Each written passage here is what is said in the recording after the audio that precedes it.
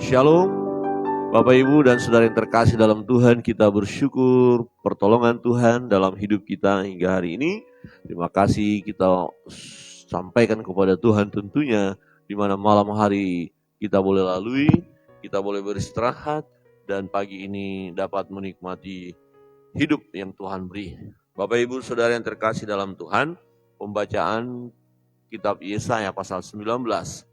Ya, mengingatkan kita akan kasih Tuhan kepada semua bangsa, kepada suku-suku bangsa, termasuk bangsa-bangsa yang jahat, yang lalim, yang juga menganiaya atau menghukum umat Allah. Tetapi pada akhirnya Allah mengasihi mereka dan membawa mereka kepada pertobatan. Salah satu bangsa yang akan kita lihat di sini ucapan ilahi ya kepada Mesir, ya terhadap Mesir. Di ayat pertama berkata begini, ucapan ilahi terhadap Mesir, lihat Tuhan mengendarai awan yang cepat dan datang ke Mesir, maka berhala-berhala Mesir gemetar di hadapannya dan hati orang Mesir merana hancur dalam diri mereka. Ya, jadi Tuhan porak-porandakan keadaan Mesir, bahkan berhala-berhala mereka tidak mampu menolong mereka. Aku akan menggerakkan orang-orang Mesir melawan orang Mesir, supaya mereka berperang setiap orang melawan saudaranya, dan setiap orang melawan temannya, kota melawan kota, kerajaan melawan kerajaan. Saudara, inilah yang akan Tuhan kerjakan bagi Mesir. Jadi Mesir sesama mereka akan hancur. Untuk kita mudah memahami, coba kita melihat keadaan saat ini negara-negara Timur Tengah. Itu kan dulu satu kesatuan. Nah, kemudian sesama mereka akan baku hantam, yang baku perang, baku bunuh, ya. Ya, seperti itu. Untuk Mesir pun akan terjadi nanti seperti itu. Mungkin saat ini belum terjadi, tetapi akan terjadi. Saudara yang terkasih dalam Tuhan, dikatakan semangat orang Mesir menjadi hilang dan rancangannya yang kukacaukan. Jadi, kukacaukan kata Tuhan, maka mereka akan meminta petunjuk kepada berhala-berhala dan kepada tukang-tukang jampi, kepada arwah dan kepada roh-roh peramal. Nah, mereka mulai tetap mengandalkan penyembahan berhala, roh peramal, tapi tidak akan mampu menghadapi Allah.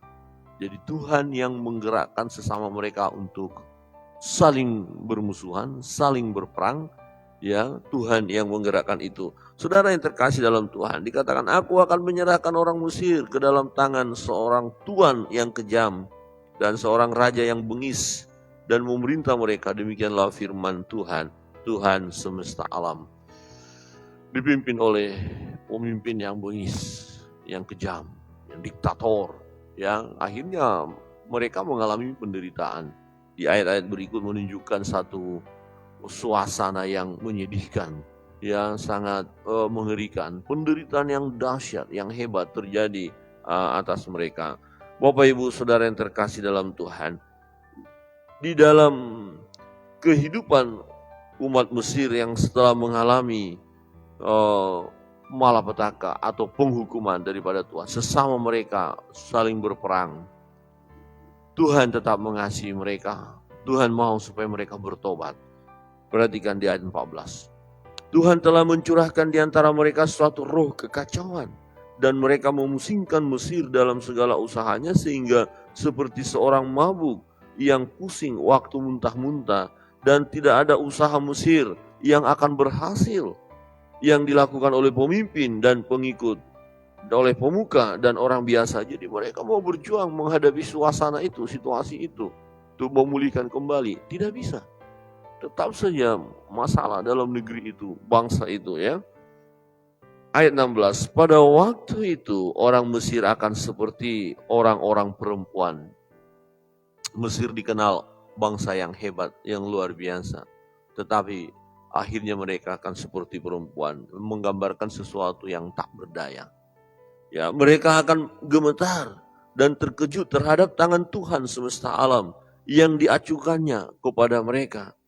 Maka tanah Yehuda, ini yang menarik, maka tanah Yehuda akan menimbulkan kegemparan di antara orang Mesir, dan siapapun yang teringat kepadanya akan terkejut mendengar keputusan Tuhan semesta alam yang diambilnya mengenai mereka. Apa keputusan Tuhan kepada mereka? Ya, saudara perhatikan di ayat 18. Pada waktu itu akan ada 5 kota di tanah Mesir yang berbicara bahasa Kanaan dan yang bersumpah demi Tuhan semesta alam. Satu di antaranya akan disebut Ir-Heres. Saudara yang terkasih dalam Tuhan, 5 kota. Setiap 5 kota, ya dikatakan berseru di dalam nama Tuhan. Ada 5 kota, ya berseru kepada Tuhan. Artinya ada pertobatan. Ada orang yang datang kepada Tuhan. Di ayat 19 dikatakan, pada waktu itu akan ada mesbah bagi Tuhan di tengah-tengah tanah Mesir dan tugu peringatan bagi Tuhan pada perbatasannya. Itu akan menjadi tanda kesaksian bagi Tuhan semesta alam di tanah Mesir apabila mereka berseru kepada Tuhan. Oleh karena orang-orang penindas, maka ia akan mengirim seorang juru selamat kepada mereka yang akan berjuang dan akan melepaskan mereka. Tuhan akan menyatakan diri kepada orang Mesir dan orang Mesir akan mengenal Tuhan. Pada waktu itu mereka akan beribadah dengan korban sembelihan dan korban sajian, dan mereka akan bernasar kepada Tuhan serta membayar nasar itu. Tuhan akan menghajar orang Mesir, akan menghajar dan menyembuhkan, dan mereka akan berbalik kepada Tuhan, dan Ia akan mengabulkan doa mereka serta menyembuhkan mereka. Pada waktu itu akan ada jalan raya dari Mesir ke Asyur, sehingga orang Asyur dapat masuk ke Mesir dan orang Mesir ke Asyur, dan Mesir akan beribadah bersama-sama Asyur. Pada waktu itu Israel akan menjadi yang ketiga di samping Mesir dan di samping Asyur, suatu berkat di atas bumi yang diberkati oleh Tuhan semesta alam dengan berfirman, diberkatilah Mesir umatku dan Asyur buatan tanganku dan Israel milik pusakaku. Bapak, Ibu, dan saudara yang terkasih dalam Tuhan, Mesir dan Asyur adalah bangsa kafir. Ya, bukan umat pilihan Allah. Israel, ya, pusakanya Tuhan. Nah, tetapi kita melihat bahwa ya Mesir dan Asyur dikatakan di sana, diberkatilah Mesir umatku dan Asyur buatan tanganku.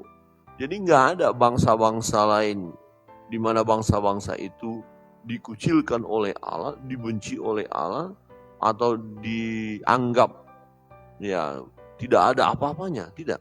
Karena semua manusia adalah ciptaan Allah. Ya, Allah mengasihi setiap manusia, suku bangsa apapun dia. Dia adalah ciptaan Allah. Dia adalah keturunan daripada Adam dan Hawa. Ya, dikasihi Tuhan. Nah, 2 contoh bangsa yang hebat, yang luar biasa. Jadi kita melihat tadi bagaimana Mesir, mereka penyembah berhala. Mereka bertanya kepada roh-roh peramal. Ya, mereka bertanya kepada roh-roh orang mati. Mereka bertanya kepada ya ilah-ilah, ya penyembah berhala. Mereka juga mengandalkan kekuatan mereka. Tetapi ketika Tuhan mendisiplin mereka, Tuhan menghajar mereka, Tuhan membuat mereka tak berdaya. Dikatakan tadi, Tuhan menghajar. Tetapi setelah Tuhan menghajar, yang menarik adalah Tuhan memulihkan mereka. Jadi hajaran daripada Tuhan bukan untuk membinasakan, bukan untuk mematikan, tetapi hajaran dari Tuhan supaya bangsa itu, supaya mereka bertobat dan datang kepada Tuhan. Dan itu yang terjadi. Dan akhirnya mereka datang kepada Tuhan. Kota-kota mereka, di situ nama Tuhan disebut. Bahkan disebut ada 5 kota ya di mana mereka menyembah Tuhan.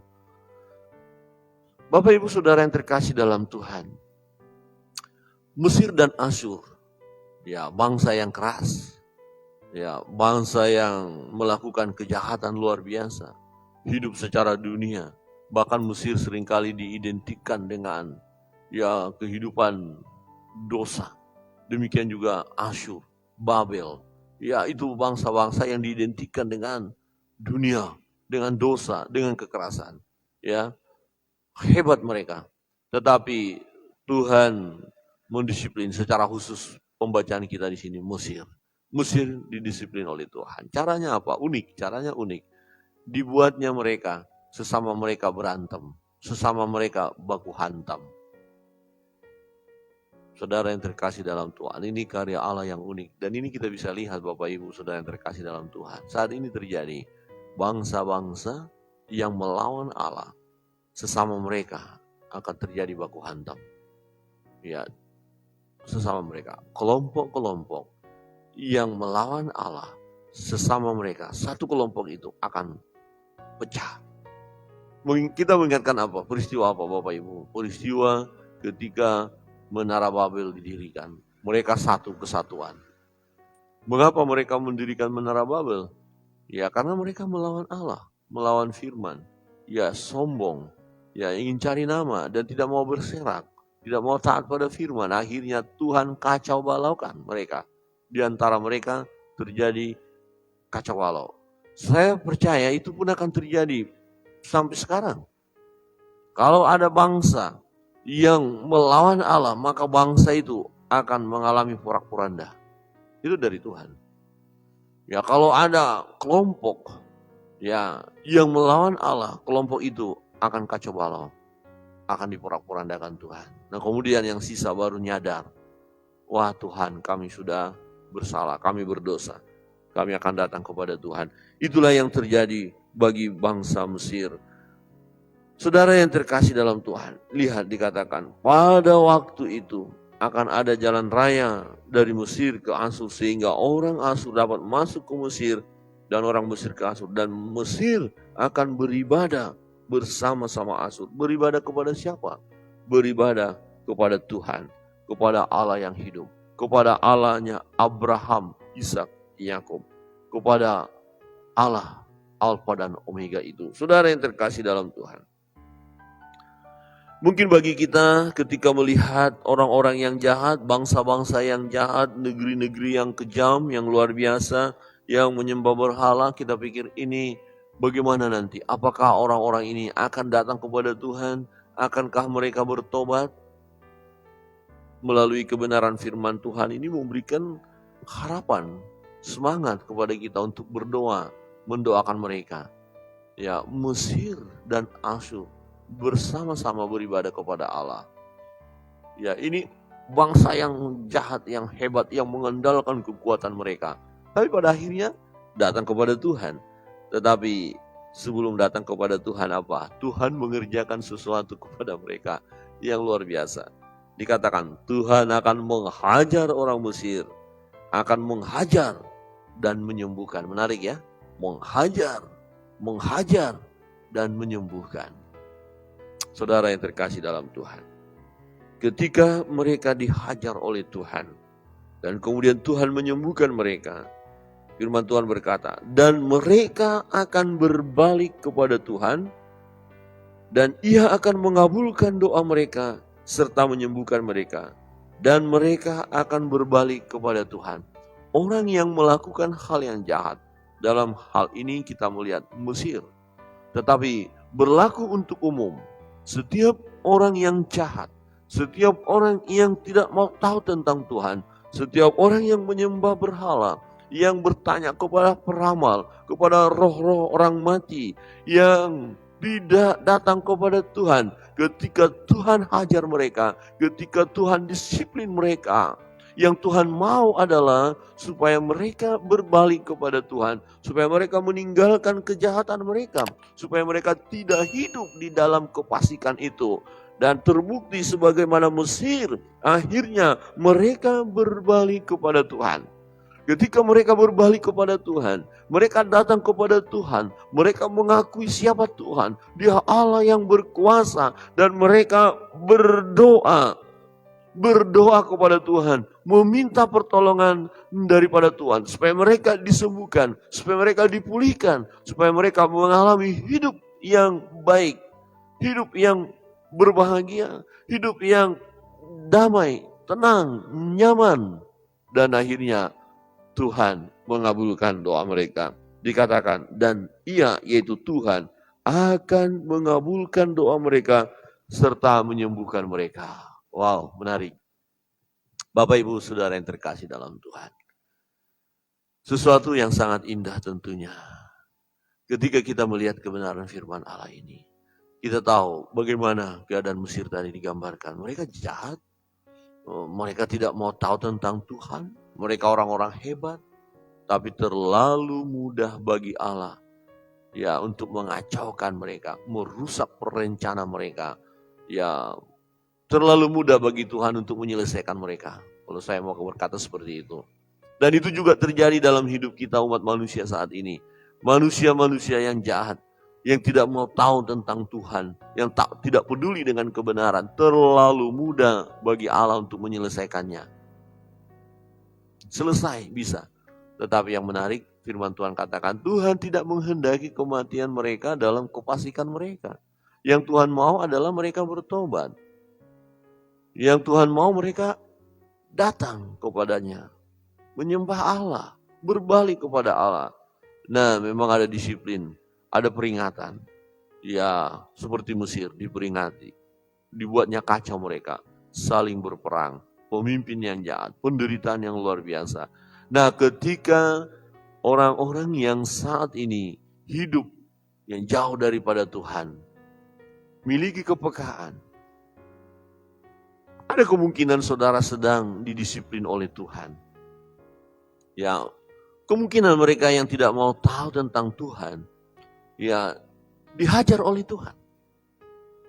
Jadi lihat, mungkin ada peristiwa yang sangat tidak nyaman secara manusia.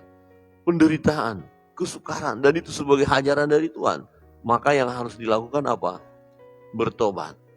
Berbalik kepada Allah, itu bertobat. Berbaliklah kepada Allah. Tinggalkan penyembahan berhala. Tinggalkan kejahatan itu. Tinggalkan kesombongan itu. Tinggalkan keangkuhan hidup. Dan datanglah kepada Tuhan. Sembahlah Tuhan.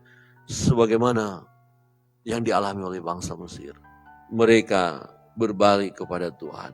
Dan apa yang terjadi? Ketika mereka datang kepada Tuhan, Tuhan mengabulkan doa mereka serta menyembuhkan mereka. Bapak, Ibu, dan saudara yang terkasih dalam Tuhan, dimanapun Bapak Ibu berada.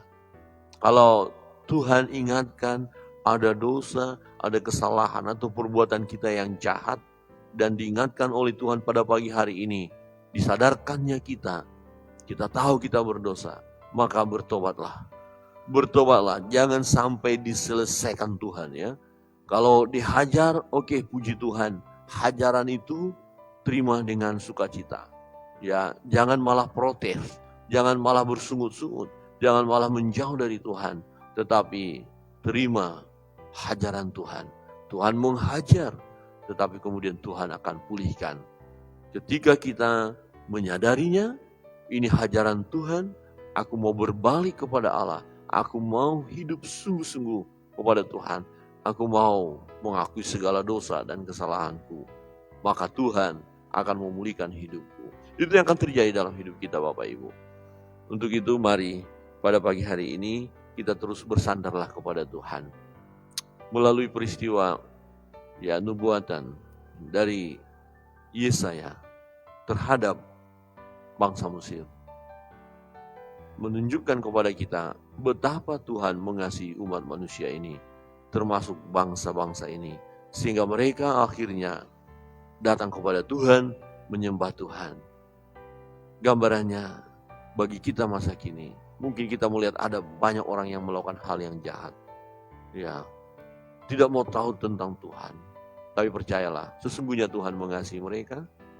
Ya, kita mau berdoa supaya mereka pun akhirnya ya menyadari hidup mereka. Ya. Dan kemungkinan besar Tuhan bisa hajar mereka. Tapi persoalannya, adakah mereka peka dengan hajaran Tuhan? Yang kita doakan adalah supaya mereka peka dengan hajaran Tuhan. Kemudian berbalik kepada Tuhan. Ketika mereka berbalik kepada Tuhan, wow, sesuatu yang terjadi luar biasa. Dipulihkannya mereka, pasti dipulihkan hidup mereka, disembuhkan, diberkati, dan mengalami sukacita. Kemarin kami berkunjung jemaat, kemudian salah seorang bapak bercerita bagaimana mereka punya keluarga yang tadinya jauh dari Tuhan, ya belum mengenal Yesus, ya. Tetapi setelah dia berjumpa dengan Tuhan, mengenal Yesus, menjadi orang percaya, memang risikonya besar. Ya keluarga, ya tidak menerima begitu saja. Nah bahkan warisan pun tidak akan diberikan kepada dia. Tetapi dia berkata, sekalipun keluarga tidak peduli dengan saya tidak mendapatkan warisan dari orang tua, tetapi saya dipelihara oleh Tuhan. Cara Tuhan memelihara saya luar biasa, dikatakan ada saja orang memberkati, ada saja berkat Allah mengalir, dia katakan begitu. Jadi benar, ketika kita berbalik kepada Allah, datang kepada Allah, Allah sanggup memulihkan hidup kita, amin. Allah sanggup memulihkan kita, Allah sanggup memberkati kita. Kiranya kebenaran firman Tuhan menolong kita untuk terus hidup dalam kebenaran. Dan ketika kita melihat ada orang-orang yang masih jauh dari Tuhan, kita perlu berdoa. Kita doakan mereka supaya pada akhirnya kita bersama-sama beribadah kepada Allah yang hidup. Allah Abraham, Ishak, Yakub, Allah Bapa, Anak, dan Roh Kudus. Allah yang kita sembah di dalam nama Yesus Kristus, Tuhan. Kita naikkan pujian.